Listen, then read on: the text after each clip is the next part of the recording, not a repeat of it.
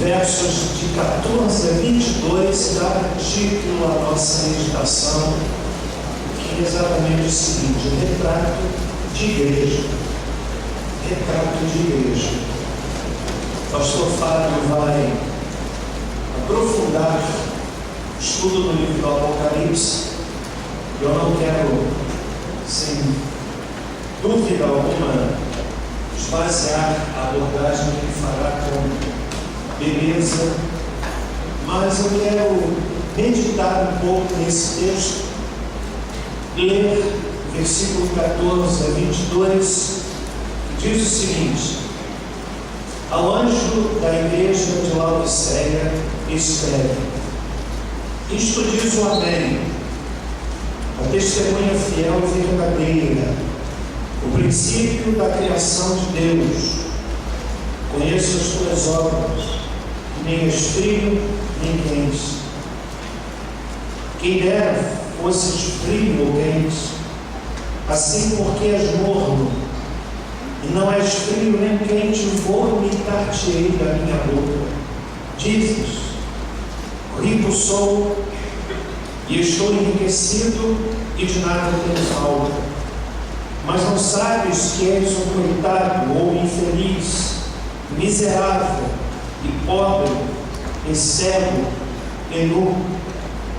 Aconselho-te que de mim compres ouro refinado no fogo, para que te enriqueças, e vestes brancas para que te vistas, e não seja manifesta a vergonha da tua nudez, e colírio para ungires os teus olhos, a fim de que vejas.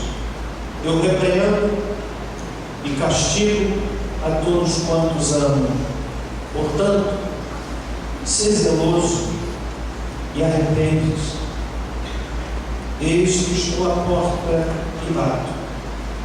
Se alguém ouvir a minha voz e abrir a porta, entrarei em sua casa, e com ele cearei, e ele comigo. Ao que vencer, dar-lhe-ei a sentar-se comigo no meu trono, assim como eu venci e me assentei com meu Pai no seu trono. Quem tem ouvidos, ouça o que o Espírito diz às igrejas. Pai, mais uma vez, fala-nos através da tua palavra, em nome de Jesus. O livro do Apocalipse, irmãos e irmãs, ele é identificado como sendo um livro profético, escatológico, porque aponta para as coisas que hão de acontecer. Na verdade, é um livro que tem a sua visão voltada para o futuro. É um livro que traz uma mensagem reveladora, ainda que nós não consigamos compreender em toda a sua profundidade, e que, por ser um livro apocalíptico, ele é escrito com simbolismos, e para entendermos o sentido do texto, faz-se necessário que compreendamos o pano de fundo que certamente há de ser colocado aqui na próxima quinta-feira. Eu estava orando a Deus e veio me trazer essa palavra, que talvez tenha hoje o foco primário voltado para a igreja. Normalmente no culto da noite nós trazemos uma reflexão, desafio àquelas pessoas que ainda não entregaram sua vida a Cristo, que o faremos também nessa noite. Mas eu quero prioritariamente trazer essa palavra para a nossa igreja. Estamos ainda nesse ambiente de início de ano, se bem que já no segundo mês. E eu quero então nessa noite meditar um pouco nesse texto sobre este tema, retrato de igreja. A maioria dos teólogos, quando estudam o livro do Apocalipse é uma grande carta, uma mensagem dada pelo Senhor Jesus às igrejas. Eles concordam que a mensagem do livro do Apocalipse, sobretudo no seu capítulo 2 e capítulo 3, onde nós encontramos as cartas endereçadas às igrejas da Ásia, entendem eles pelo menos duas coisas com as quais eu concordo. Primeiro, que estas cartas foram endereçadas a igrejas reais, que tinham o seu espaço geográfico, que podiam ser identificadas fisicamente, igrejas que desapareceram. Então, cartas endereçadas às igrejas da Ásia, igrejas específicas, entendem eles, mas que também cada uma dessas cartas, começando com a carta à igreja de Éfeso, terminando ou culminando com a carta à igreja de Laodiceia, representa cada uma delas um estágio, um momento, um período na evolução da igreja, desde o seu berço, a igreja apostólica, a igreja de Éfeso, a igreja do primeiro amor, até a igreja de Laodiceia. Isto é, cada uma dessas igrejas representa um período da história da igreja, de tal forma que a igreja de Éfeso, aquela para a qual o Senhor Jesus, no capítulo 2, versículo de número 4, diz o seguinte: tenho, porém, contra ti que deixaste o teu primeiro amor. Então, os estudiosos entendem que essa igreja é a igreja apostólica, a igreja que viveu o primeiro amor, a igreja que teve o privilégio de conviver com o Senhor Jesus, de ouvir os relatos testemunhais daqueles que conviveram com Jesus. Imagine o que seria um culto primitivo, ou da igreja primitiva, onde, por exemplo, não se tinha ainda o cânon do livro da Bíblia, como nós temos hoje, e os depoimentos eram baseados no testemunho do Antigo Testamento e também nos relatos das testemunhas oculares. Você consegue imaginar, por exemplo, estar numa reunião e ouvir Pedro dizer assim: eu estava com o mestre. Quero dizer para você que um dia eu estava com o mestre, e eu me lembro quando ele chegou lá em Betânia, e estava lá um amigo do nosso mestre, que era meu amigo também, Lázaro. E eu me lembro quando ele chegou, e as irmãs de Lázaro choravam, e ele disse assim: tirai a pedra. E então a pedra foi removida. Eu imagino Pedro relatando isso. Olha, todos nós ficamos perplexos, fez-se um silêncio. Todos nós fomos tomados de uma expectativa acerca daquilo que ele faria. Aí eu fico imaginando, meus irmãos, naquele momento, Pedro dizendo assim: eu me lembro quando ele voltou-se para dentro daquela gruta fria, sombria, aquela gruta escura, aquele silêncio do cemitério. Eu estava lá quando ele disse assim: Lázaro, vem para fora. E Lázaro se levantou. Consegue imaginar? Então os estudiosos dizem que a igreja de Éfeso era a igreja apostólica. A igreja de Esmirna, que é a segunda igreja, temos para o irmão entender o que eu quero dizer no texto lido inicialmente, seria a igreja da era das perseguições, porque nesse texto, que começa no verso 8, o Senhor Jesus diz no verso 9: conheço a tua tribulação. Houve um período na história da igreja onde a igreja foi intensamente perseguida no século III.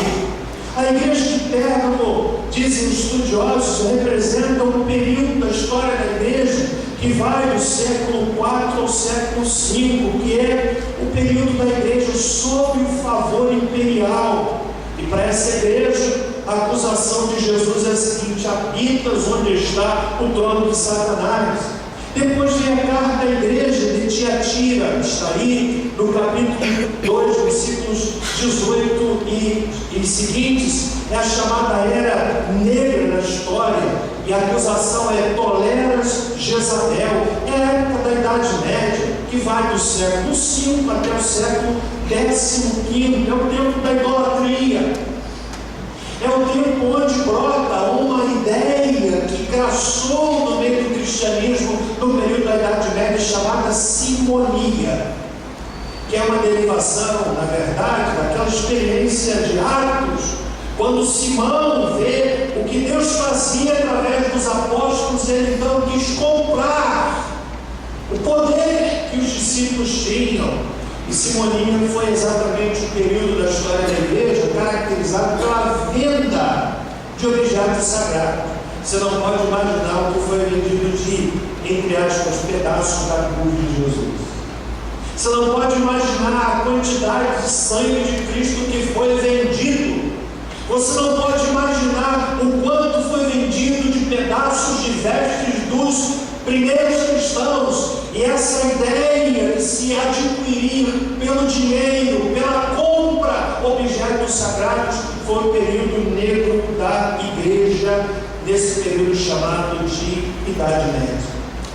Dizem eles, amigo, que a carta da igreja de Sardes, que vai do capítulo 3, verso 1 ao versículo de número 6, é o tempo da reforma, porque aqui é dita a seguinte acusação: conheço as tuas obras, verso 1, tens nome de que vives, mas está morto, estás morta. Era o tempo da igreja morta, que vai do século 16 ao século 18. Depois chegamos à igreja de Filadélfia, que vai do verso 7 até o versículo de número 13, onde os estudiosos dizem que é a igreja da época das missões. Foi o período de maior expansão da igreja, que começou no século XVIII e findou-se no século passado, no século XX. É o período, por exemplo, que nasce a história das Assembleias de Deus, que começam lá no Pará, quando 9 pessoas, na primeira igreja batista ali em Belém, no Pará, tiveram uma nova compreensão da doutrina do Espírito Santo. 9 pessoas. E vai citar aqui a importância de 2 missionários que são, na verdade, baluartes da história das Assembleias de Deus, o Davi e Daniel Berg. Tomados de uma visão, vieram para o Brasil, foram para a Igreja Batista, e ali começou um trabalho que se traduziu nessa igreja, que tem feito um trabalho extraordinário no nosso país, a história das Assembleias de Deus. Para essa igreja, irmãos, de Filadélfia, que é a penúltima igreja, capítulo 3, verso 7 e seguintes, é a igreja, portanto, que caracteriza a época das missões modernas. É a igreja para a qual o Senhor Jesus diz no verso 8: diante de ti pus uma porta aberta. Então eles entendem que essa igreja caracteriza o período da igreja, o período de missões, que no nosso país foi profundamente marcado pelo sentimento missionário. Foi nesse período que se iniciou, meus irmãos, no século XVIII e findou-se no século XX, que nasceram no Brasil grandes agências missionárias. Por exemplo, a Missão Evangélica da Amazônia, que nasceu em 1948, Mocidade para Cristo, Missão Novas Tribos do Brasil, nasceu em 1953, onde Adelino e Eli fizeram parte da Missão Novas Tribos no Brasil, foram membros da nossa igreja. Palavra da Vida, uma instituição importantíssima que nasceu em 1957, treinando obreiros para servirem a Deus no mundo. A ABU, Aliança Bíblica Universitária, em 1963. A Missão de Evangelização Mundial, que nasceu em 1963 também, que brotou como fruto do sentimento, meus irmãos, de homens e mulheres que queriam ganhar a África e a Europa para Jesus. Missão Asas de Socorro, 1964. Missão Antioquia, que nasceu em 1975, fundada por um grupo de professores do Instituto Bíblico Presbiteriano, Mandaram uma missionária para Portugal e ela ali plantou 3 igrejas. Tudo aconteceu nesse período que vai do século XVIII até o século XIX, que pode certamente ser identificada como o período da igreja de Filadélfia, a igreja para a qual havia uma porta aberta. Jovens com uma missão, a famosa Jocum, que nasceu em 1976.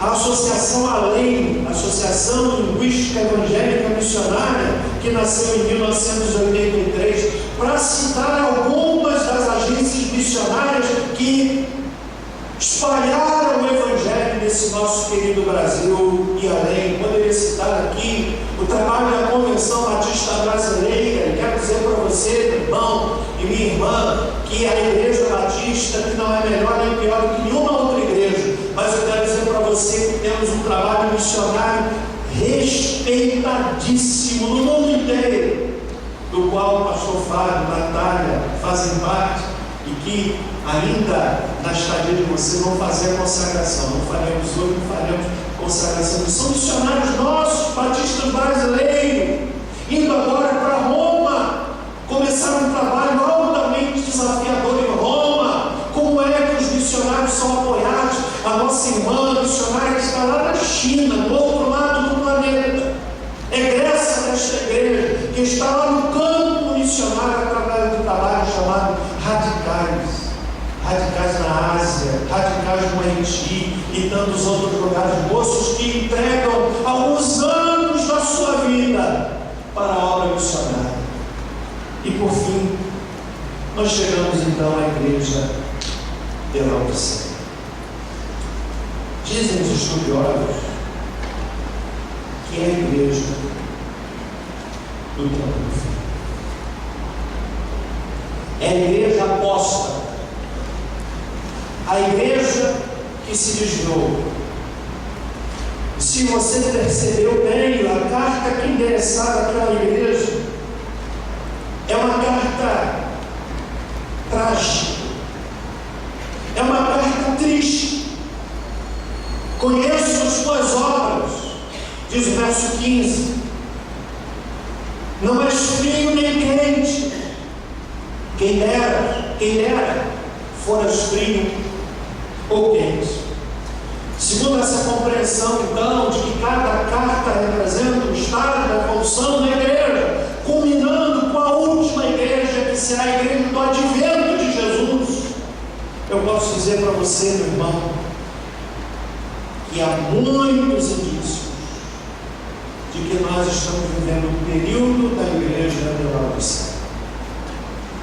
Quando eu leio esse texto, que pode ser resumido como uma carta da igreja morna, a palavra que, ao meu ver, sintetiza toda a carta dada por Jesus à igreja de Laodiceia é a palavra perda. Esta igreja perdeu.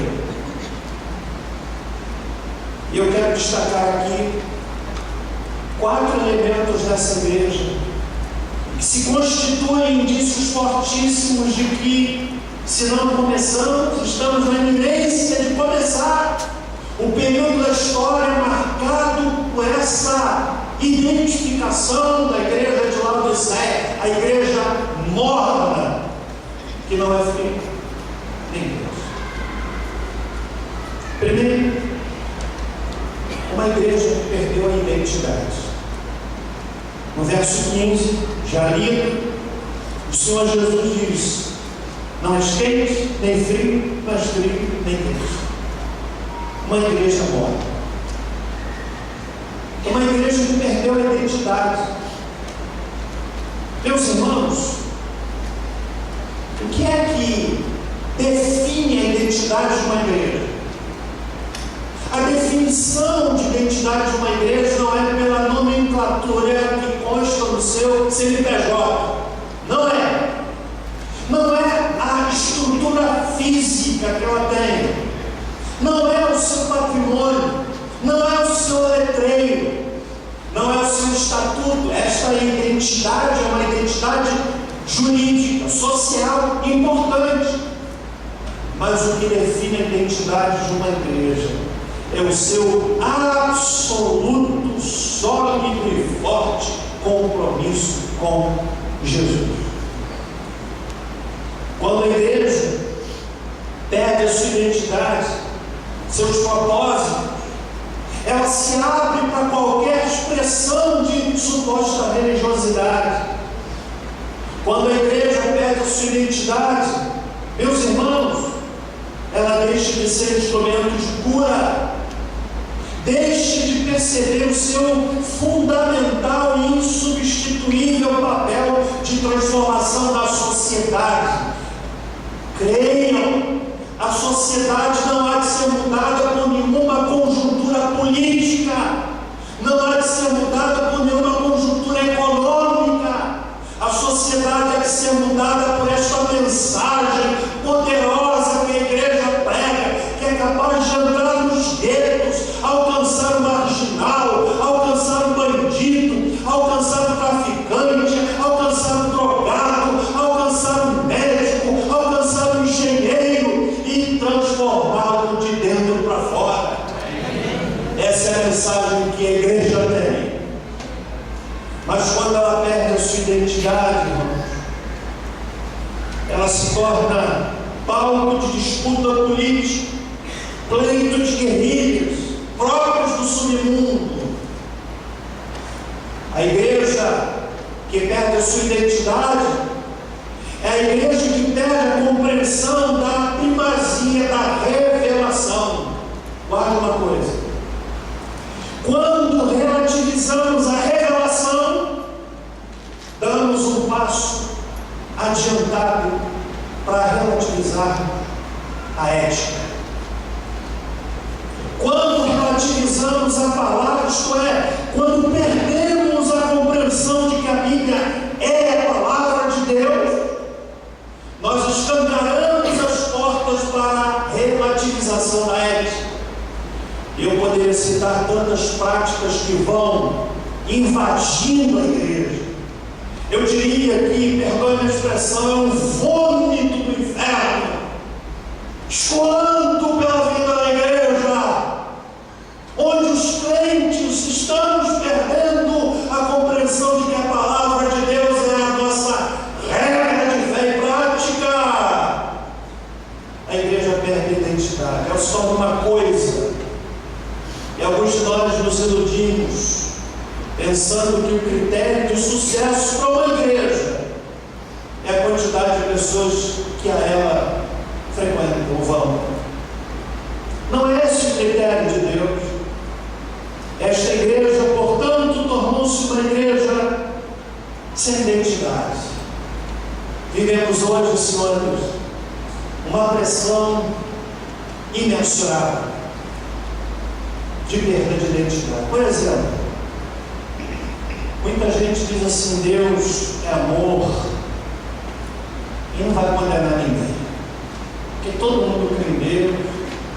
Mas eu preciso dizer para você que o Deus que eu creio é um Deus revelado, porque se eu deixar a revelação, eu me abro para construir uma compreensão de Deus, de um Deus panteísta, de um Deus como os hindus veem, e tantas outras aberrações.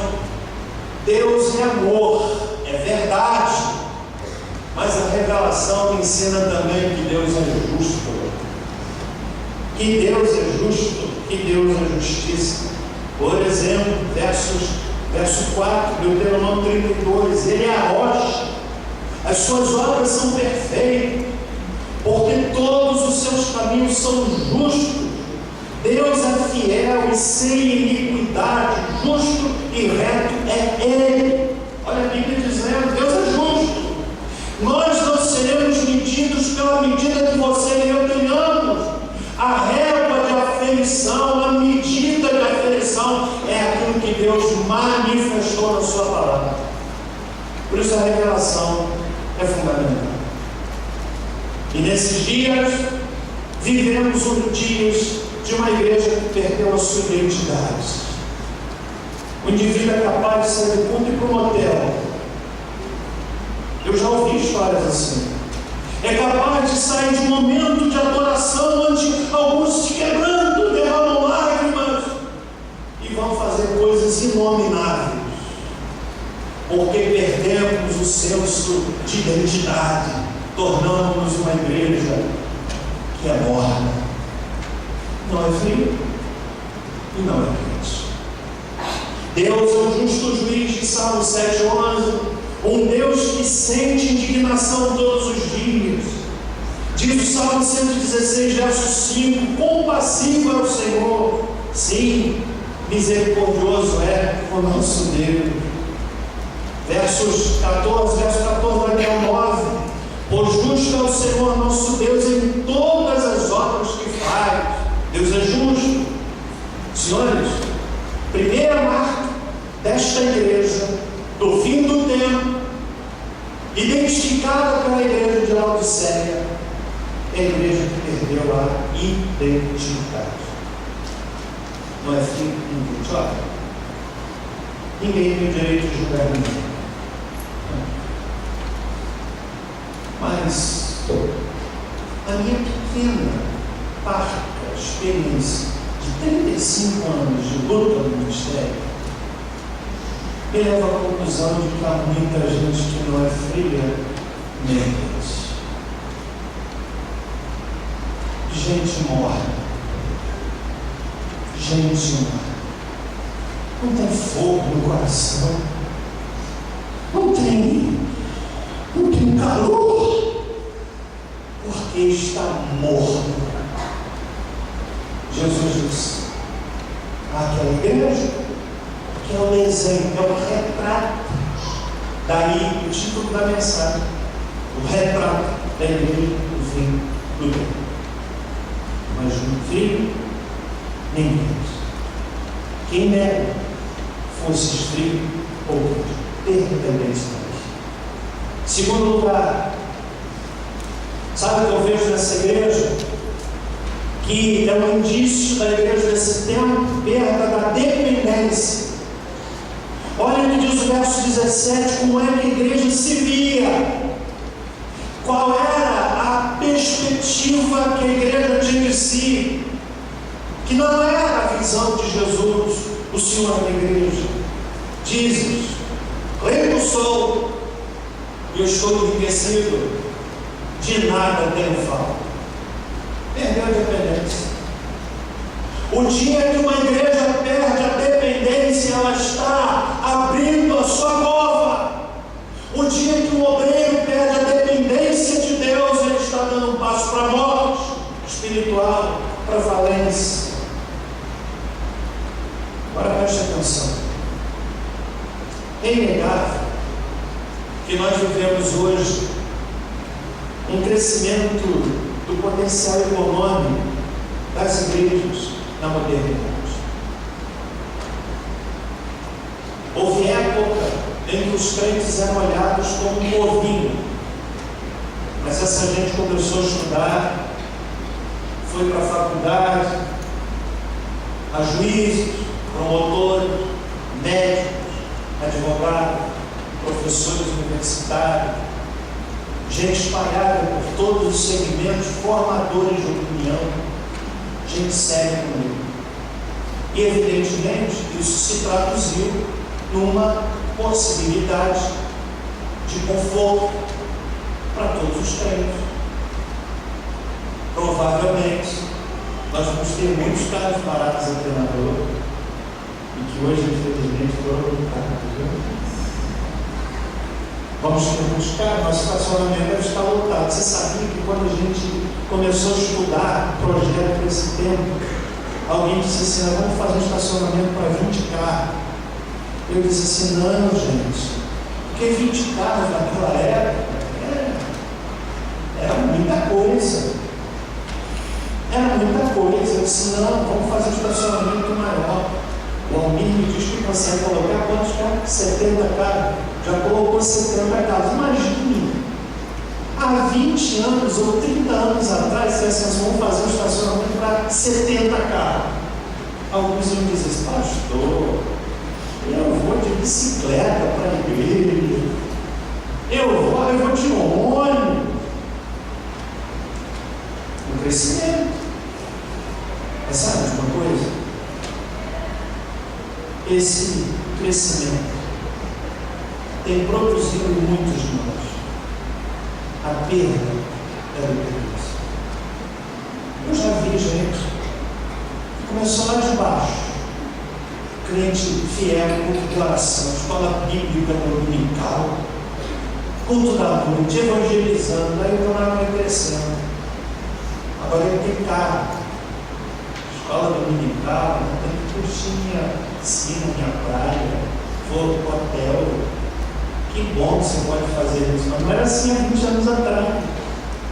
Escola dominical, culto de oração, não, trabalho a semana toda.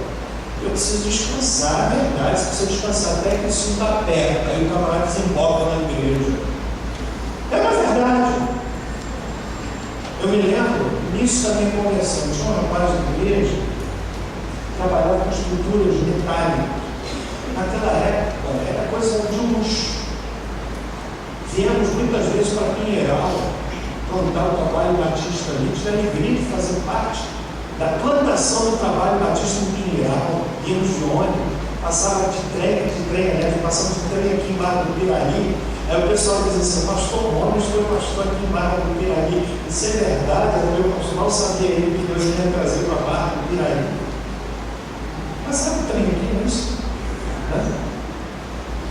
4 horas da manhã, lá em Cascadura, no trem, ele ia no balanço. Estilado, acordado, estilado, andando o dia todo, caminhando, evangelizando. Na hora de almoçar, íamos para a linha do trem debaixo de uma árvore, nos sentávamos ali, abrimos o nosso farnel. Que palavra esquisita, né? E fazíamos o nosso lanche, chorávamos a Deus, descansávamos um pouco, íamos evangelizar, com atenção para não perder o trem na hora de voltar. É outro momento bonito. Aquele moço fazia isso. Mas sabe o que aconteceu? Começou a prosperar, tornou-se sócio da empresa onde ele trabalhava. Foi um fracasso para a vida dele. Sabe o que aprendi? Sabe o que aprendi? Presta bem atenção. Eu acredito que tem gente que vai ser uma bênção para ele ser um prosperado. Cadê Deus? Pastor, o que você está querendo dizer? Que tem gente que não pode prosperar. Deus vai ser muito bondoso com ele se não o fizer prosperar materialmente. Não é passar fome, porque ele começa a se encher, fica como a igreja de Laodiceia. De nada tenho falta. De nada tenho falta. A igreja que perdeu a dependência. Sabe o que é que Jesus disse? Sem mim. Olha que coisa. Jesus disse: eu não imagino o nosso mestre esbravejando. Eu me imagino dizendo assim: sem mim, nada,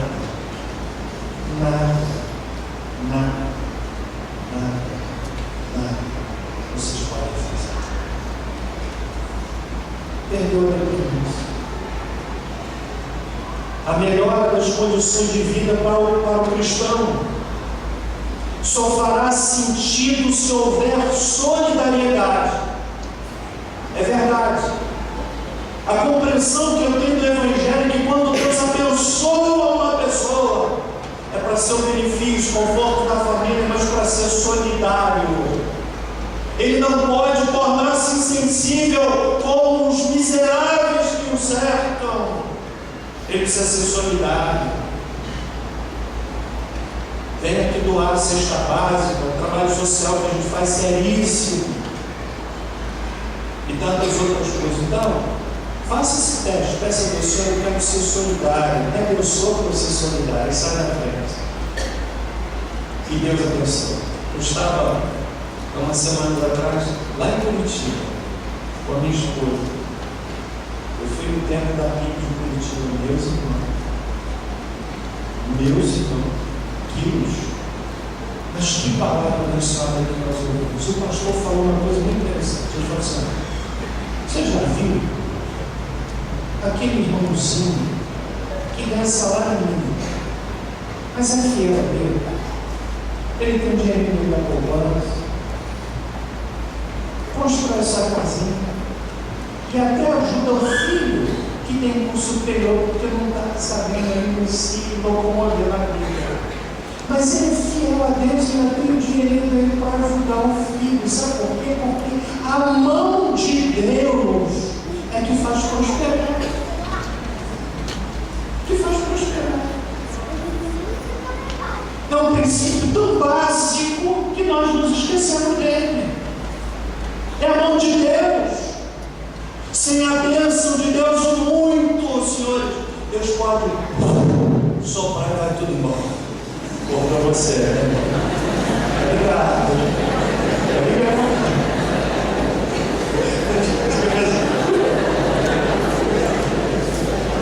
Obrigado.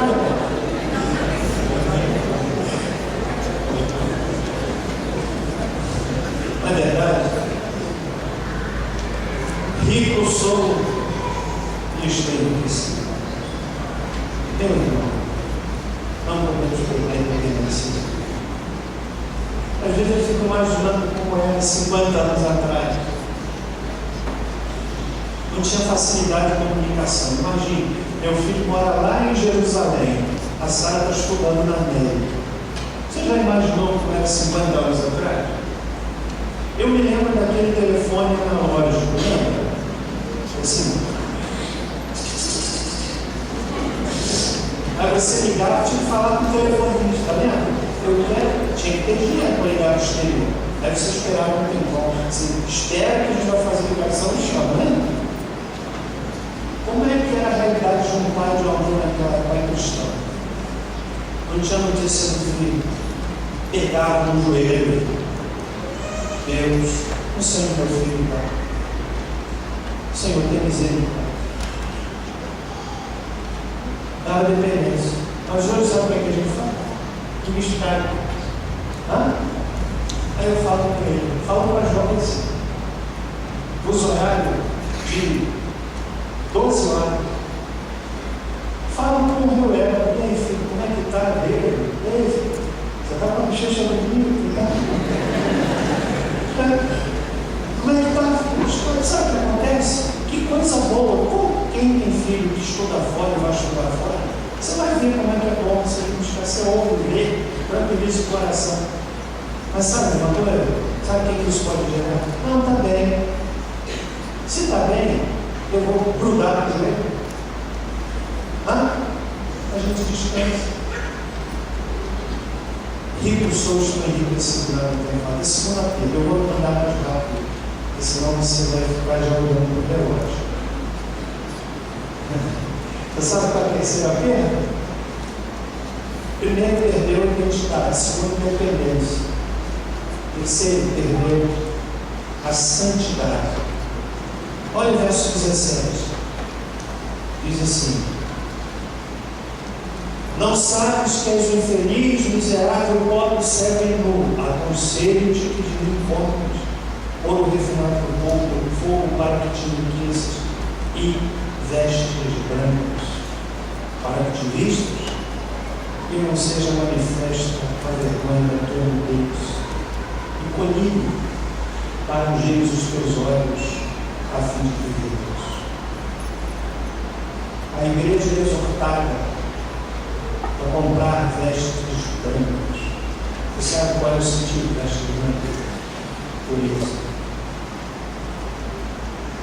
A igreja, você sabe, não compreendo que tem que fazer apologia do pecado. Não compreendo. Nem disso que a vida dele está indo mal. Defender pecado, autolar. É isso. O desafio de Jesus para a sua igreja é: eu quero que vocês comprem vestes brancas. Santidade. Um dos efeitos mais danosos de uma sociedade secularizada é quando ela perde a dimensão espiritual, torna-se relativista, tudo é relativizado. Eu não penso bem assim. Não, depende de cada um. Olha só, tem nada a ver, mãe. Não tem nada, tá? Você é quadrado. Tem nada a ver, mãe. Tem nada a ver. Papai sempre passou. O tempo é outro, pai. Mas, querido, irmão, irmã, padrão, a régua é essa aqui. A régua é essa aqui. O desafio do Senhor da igreja é este. Eu quero que vocês comprem vestes brancas, santificadas. Deus não abre mão disso. Deus não abre mão disso. Jesus ensinou isso em outro texto. Mateus 5, 13 a 16, ele diz assim: resplandeça a vossa luz diante dos homens para que vejam o que? As vossas boas obras e glorifiquem o Pai que está no céu. Por sermos cristãos, nós devemos ser diferentes, sem ser alienados, não apenas no nosso credo, mas também, principalmente, na nossa ética. Meu irmão, tem muita gente fantástica, tem muita gente fantástica. Olha, tem gente justa, faz negócio, vai fazer negócio e não quer apernar, não quer tirar vantagem, quer ser justo. Mas já viu ET? Tem gente que consegue fazer assim com um pingo de época. Uma expressão figurada, novamente. Veste. Olha só, quero que você preste atenção numa coisa. No momento algum, o Senhor Jesus ou os apóstolos alargaram os parâmetros para ter volume. Ao contrário, a implicação de comprometimento de vida. E vou ler apenas um verso para corroborar o que lhes digo. Filipenses 1, 27. Olha o que diz nosso irmão Paulo. Somente portai do modo digno do Evangelho de Deus. Onde? O lugar mais fácil de ser crente na igreja. Mais fácil de ser crente na igreja. Tem gente que olha para nós, os batistas, ou os presbiterianos, ou as igrejas históricas, e dizem, nos criticam, não são todos, graças a Deus, nos criticam porque o nosso estilo de culto é diferente. Porque tem gente que pensa que o culto chega ao culto do glória a Deus e aleluia, Senhor, isso não impressiona Deus. O que impressiona é o que é que eu sou por dentro. Moço, por que é que você é lá no escurinho do namoro? Hã? Por que é que você é lá? É isso que Deus olha. Somente portai-vos do modo digno do Evangelho de Cristo. Se Paulo parece ele ter tudo, sim ou não? Mas ele vai. Para que quer vá e vos veja, quer esteja inocente, ouça acerca de vós que permanecer firmes, não só espírito, combatendo juntamente com uma só alma pela fé do Evangelho. Santidade. Sabe uma coisa? Eu estou convencido de que a pessoa que não vai ser Jesus, ela é muito mais impressionada, sensível à remessa a Cristo, quando ela vê lá no trabalho, aquele colega de trabalho, que é servo de Deus, todo mundo cai na pele dele, zomba dele de toda maneira, mas ele está lá orando a Deus, sereno. Porque aquele que entra na roda gosta de piadinha suja. Nem cara, irmão, essa você gosta, cara, irmão, boca suja. Que na igreja glorifica a Deus, mas na intimidade a sua boca é inominável. O homem ou a mulher de vida reta, eu estou convencido, ele impressiona o seu colega de trabalho. Lá na República, onde ele estuda faculdade, onde os colegas da República querem fazer o que? Zoar, querem fazer balada, querem levar menina para a República, e ele está lá firme na sua fé, porque é isso que muitos dos nossos jovens enfrentam fora de mar, o Piraí. Mas ele está lá. Aí aquele camarada que zombou vai embora e fica com aquela mensagem, aquele crente, aquele menino crente, e teve garra para dizer não, quando todo mundo disse, deixa. Você está entendendo? Amém? Quero pregar sobre o último. Abre o som, você está entendendo? Amém. Quarta e última perda. Perdeu a visão missionária. Verso 18, Jesus disse: Conceite e bom de colírio para os dias dos teus olhos, a fim de que vivas.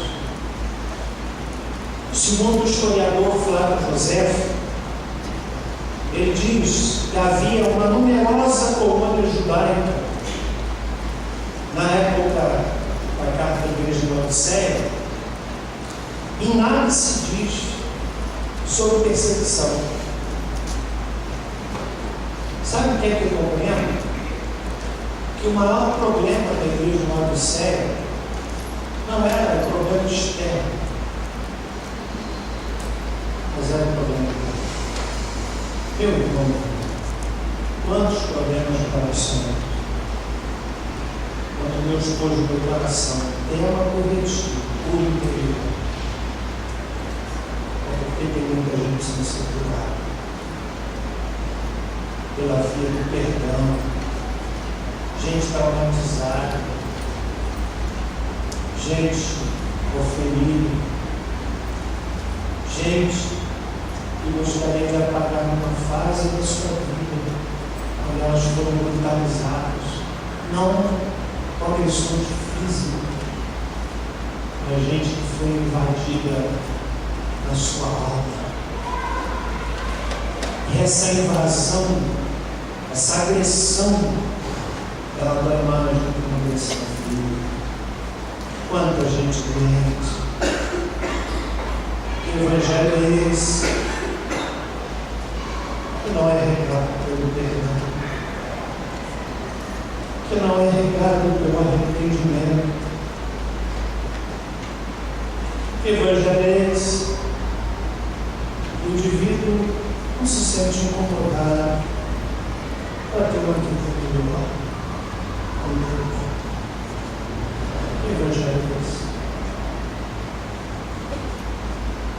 Nada enfraquece mais em Deus do que a perda da visão, sobretudo a visão missionária. Que não é necessariamente para pessoas de outro país, de outro estado, de outra cidade. A visão missionária começa dentro de casa.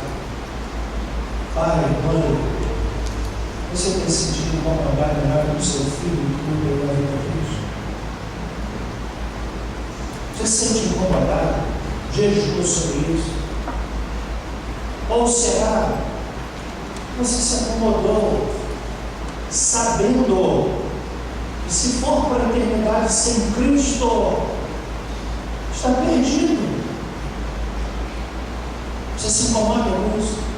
Seus joelhos se dobram de madrugada, Senhor, como John Knox dizia na Escócia, a oração gemido de um pregador apaixonado por almas. Ele dizia: Senhor, dá-me a Escócia, senão eu morro. Pai, mãe, você já disse isso para Deus: dá-me meu filho, senão eu morro. Porque chega um momento que não adianta mais você ficar falando com o seu filho. Ele é adulto. Você tem que falar muito com Deus acerca do seu filho. Perdeu a visão. Está tudo entendendo? No entanto, o Senhor Jesus olha para essa igreja e dá uma mensagem de esperança. E qual é o final disso? Jesus disse assim, ao seguinte: estou à porta e se Jesus está à porta, a gente usa esse texto evangelisticamente, que não me parece errado, mas essa palavra é de Jesus escreveu. Se ele está à porta batendo, pergunta, ele está do lado de dentro ou do lado de fora? Hã? Está do lado de fora. Jesus ficou fora dele. Estou à porta. Se alguém ouvir a porta e abrir a porta, se ouvir a minha voz, se abrir a porta, o que ele diz? Olha, eu entrarei em sua casa e com ele serei. O que é ceia? Ceia é festa. Ceia é festa. Eu só vi uma vez um artigo de jornal, aquele obituário, aquela parte do jornal que registra pessoas que morreram, e eu vi uma notícia, uma coisa muito trágica, muito triste. O camarada que colocou assim: eu registro com satisfação e alegria termos semelhantes a esse, assim eufóricos, eu registro o falecimento da minha sogra. É verdade, eu vi isso, gente. Eu vi isso. Ninguém faz isso. Ninguém faz isso para comemorar uma coisa boa. Que besteira, minha sogra é uma bênção para mim. Esse estigma de sogra é real para muita gente, mas não é real para todo mundo. Tem gente que tem a sogra que é mais mãe do que a própria mãe. Tem sogro que é mais pai do que o próprio pai. Meu sogro era um pai, minha sogra era uma mãe. Eu ficava doente, gente. Você vê como ela tratava, me dava marmita, assim. Que comida, o feijão que ela fazia, gente. Feijão sujo. Que coisa, feijão sujo, vai ser salivado, né? Ninguém faz ceia para comemorar com a gente. A gente faz ceia para comemorar a festa. Jesus tem carne e leite. Ele quer ser o Senhor da Deus. Ele quer ser a sua pessoa. Amém? Pode dizer.